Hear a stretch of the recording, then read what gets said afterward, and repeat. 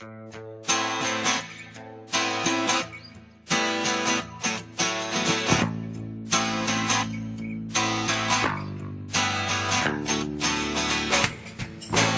to Eye on the Tigers News. I'm Shannon Michaelis. Thanks for joining us today for the news we've been watching for you. President Donald Trump is weighing an administration-wide shakeup as he looks to prepare his White House for divided government, but it is unclear who is going and who is staying. Homeland Security Secretary Kristen Nielsen was thought to be out as soon as this week, according to two people with knowledge of the issue, but she is now likely to remain in the post for a longer period because there is no obvious successor in place. Trump has soured on Nielsen and White House Chief of Staff John Kelly, in part over frustration that his administration is not doing more to address what he has called a crisis at the U.S.-Mexico border, according to the people.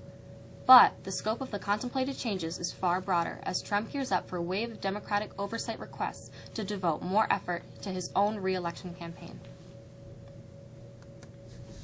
Other reports are surfacing that show Trump has gone into fits of rage in large part over Special Counsel Robert Mueller's investigation.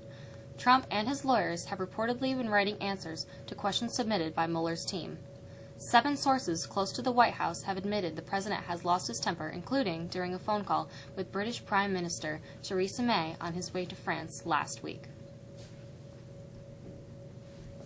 A message board at a shelter for the many people who fled California's deadliest wildfire is filled with photos of the missing, as well as pleas for any information about relatives and friends. Authorities on Tuesday reported 6 more fatalities from the Northern California blaze, bringing the total number of dead so far to 48. They haven't disclosed the total number still missing, but earlier in the week that number was more than 200. Butte County Sheriff Corey Hernea said a list of the missing would be released soon and that 100 National Guard troops would help teams already looking for remains. The death toll makes this wildfire the worst in California history.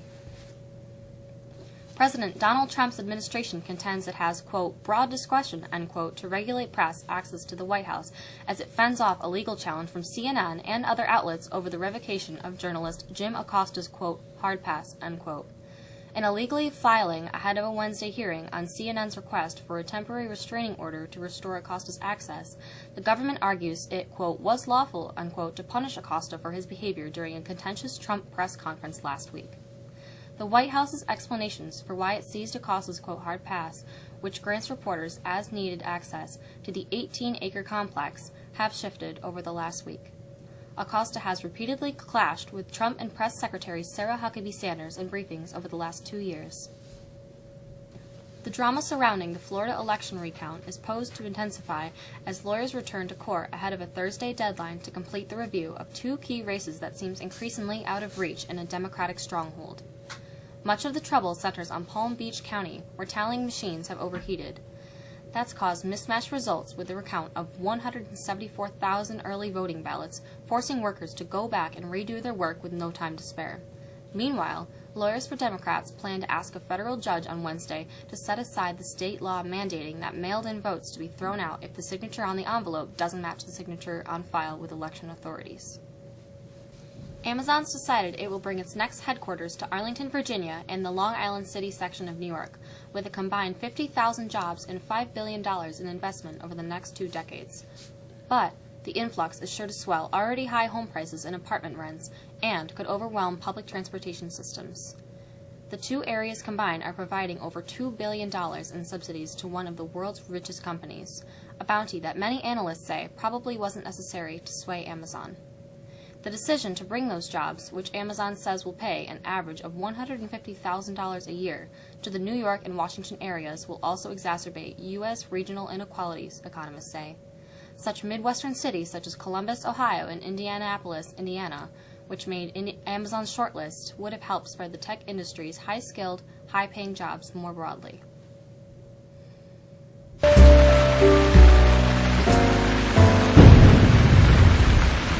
We had some lake-effect snow overnight, and the winter weather looks like it may continue. Here's Kira with the forecast. We are certainly feeling a winter chill today, with highs only reaching 30 and stiff northwest wind that produced some lake-effect snow. We could see a few peaks of sun later in the day as skies clear out, leading to a very, very cold overnight that will see lows in the upper teens.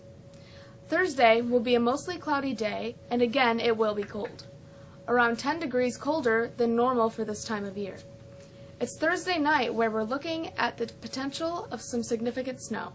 A coastal storm moves into the area, and temperatures will be cold enough where 5 or 6 inches of snow is likely to fall Thursday night into Friday morning. Snow showers stick around Friday before changing to rain later in the afternoon. Winter may not have been invited this early, but it's decided to show up anyway. I'm Kiara. Have a good day. Syracuse basketball and football look to take over New York City. Here's Joe with sports.